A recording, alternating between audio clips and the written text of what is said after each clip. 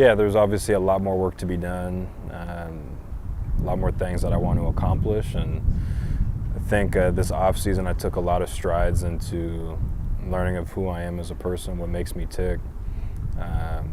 In this game, in order to be successful, you have to have a lot of accountability, take harsh criticism, and be able to look at yourself in the mirror and figure out how you need to get better, no matter how successful your season is. So I feel like I was able to make a lot of strides in that, as well as a lot of the pitches I added a two-seam. So I'm excited to be able to have that as a true offering going in this year.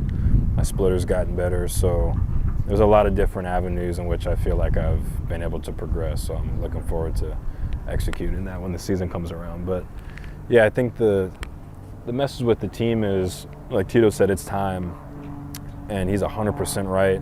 I think I've always taken the mindset of it's been time, and I know they feel that way too. I think it's just more of an emphasis, especially with this new set of guys, this new wave. But yeah, it's a time for us to be able to go out there, and we got a taste of it last year. We know what it takes to get to that point, and I think we know what it takes to get past the point in which we finish. So the goal for this year is to, like Tito said, not have people tell us when to go home. To get back to that night, maybe your toughest night of your baseball life, I presume, in LA last year. That next morning, we're at the stadium pregame, and there you are running the steps in the outfield. Is that Hunter Greene to a T in terms of discipline and the vision that is going to be there, whether it's a win or loss? Yeah, 100%. You got to get back on the horse. You have to, especially in this game. It's such a failing sport. But the best that are able to continue to make strides and have awesome accolades, but also win, are the guys that can turn the page really quick. And that doesn't mean turn the page and you don't learn from the previous, failing in that whatever that area is. But it's being able to recognize that and quickly get out of that mindset of feeling sorry for yourself or dwelling too much on whatever you didn't do right or your execution. It's being able to realize it, recognize it, and then be able to flip that page and start working towards the other side of it. So to answer your question, yes, that's me. Done opening day starter, pitched an all-star game, started a playoff game. What's next for Hunter Greene on your list of accomplishments, goals? Starting game one of the World Series sounds great to me. Yeah, it's been great to be able to pitch on those stages, and for the most part I've done pretty well, but there's obviously a lot more work to be done, and just what we were just touching on, we learn from the experiences, and that doesn't mean that the next time I'm out there it's going to be a shutout or it's going to be on the other side. That's the mindset, but nothing's guaranteed, especially in this sport. But it's being able to, like I said, learn from what you didn't do so well and what you didn't execute, and try not to fall into that same rhythm or pattern. So, yeah, starting the World Series sounds good to me. Hunter Greene, you're a star in this game. So you deal with weird rumors in the offseason. It felt like at one point you wanted to clear the air on some of those rumors. Why was that important for you? Yeah, I mean, I addressed this early on. I know all of you guys, I'm sure, saw the article. I think people got confused with trade rumors, and to me, that I never cared about trade rumors. That's part of the game. Can't control it. Everybody, especially with social media now, believes they have a platform, and everybody wants to listen to them. So everyone's got opinions, but my issue was defamation of character. I didn't like that. I don't like false narratives, and I don't like bullshit. You guys can cut that out if you want, but people that know me and that have been around me, they know my character. And there was a comment and some things that went out that I've always taken the high road. I've always tried to be professional, but there's a line that's crossed, and if it was a different environment, trust me, it'd be handled a lot differently than it's been handled so far. But I got to be professional. A lot of eyes are on me. But my biggest issue was defamation of character, so that had to be addressed.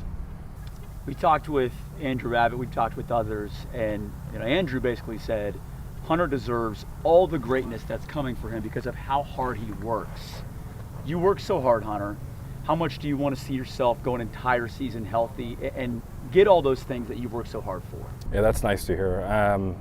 I definitely would like to think I do work hard. Obviously, everybody does. They wouldn't be in the positions they are if they didn't. But I want to see those things come to fruition, and this game's really difficult. You can work extremely hard and still not end up where you want to be, and the numbers have been there, the workload hasn't been there, and trust me, I'm the hardest person, or I'm going to be the hardest on myself than anybody else.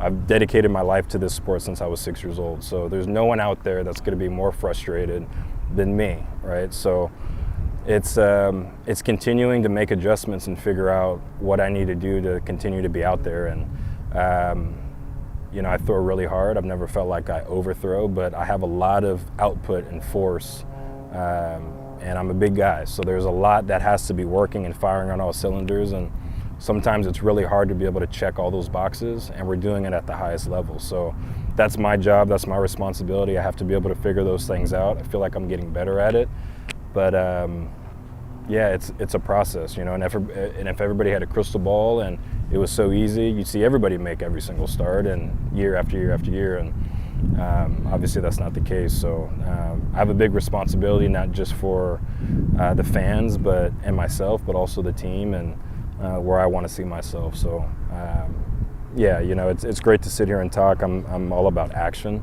so I would like to go out there and, you know, be out there for every single start. So that's the mindset. Like I said earlier, I've worked on some things off the field that I think are going to put me in a better position to do that.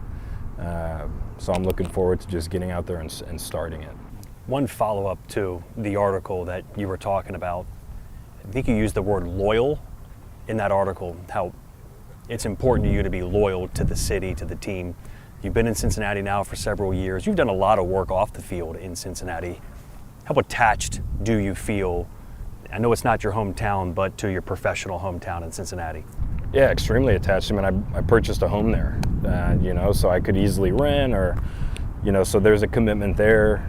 I've implemented myself into the community since I was drafted. I held a camp there, I believe, when I was 17 or 18 years old, and I've been consistent with that. So it's always been at the forefront of my mindset to be able to bring that excitement back to the city. Obviously, there's a rich history of success and a winning culture in Cincinnati, and I know a lot of fans would love to see that again. We feel that love, especially at Reds Fest. You know, a lot of people have been able to express themselves in that way, and we feel that.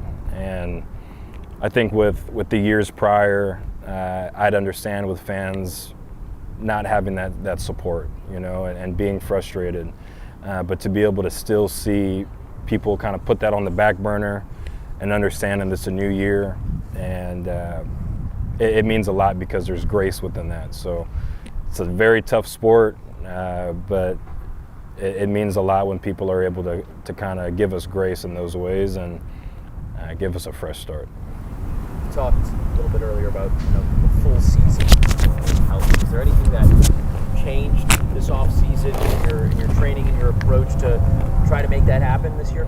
Yeah, I mean, on the strength side, there's a lot of stuff that I worked on, especially with lower half, and that's another thing. Like, I've always had a strong lower half. That's never been like an issue, and that's what I mean with going back to like a groin stride. I never think I'd have leg issues. I've never had leg issues, but things pop up, body changes, and that's like the fine-tuning of. It's a lot of boxes to check to be able to perform, especially for me as an individual. And it's tough to do that for 162, but that's my job, it's my responsibility, but it can be tough a lot of the times. But and then off the field, my mom's in education. She does a lot of leadership trainings and programs, and we've hopped on Zoom calls every week, going over a lot of material and specific to who I am, and being able to unlock some other things. And a lot of that is, I call them SDPs, or she calls them SDPs, which is small daily practices. It's things that allow you to stay on track, but also can bring you a lot of clarity and decompression with just how the season is. So I think having those things in place and being able to be consistent and stick to them, it'll put you in a better position with being able to perform on the field. So that's all about experience and being able to understand it's more than just a physical game. There's a lot more that goes into it.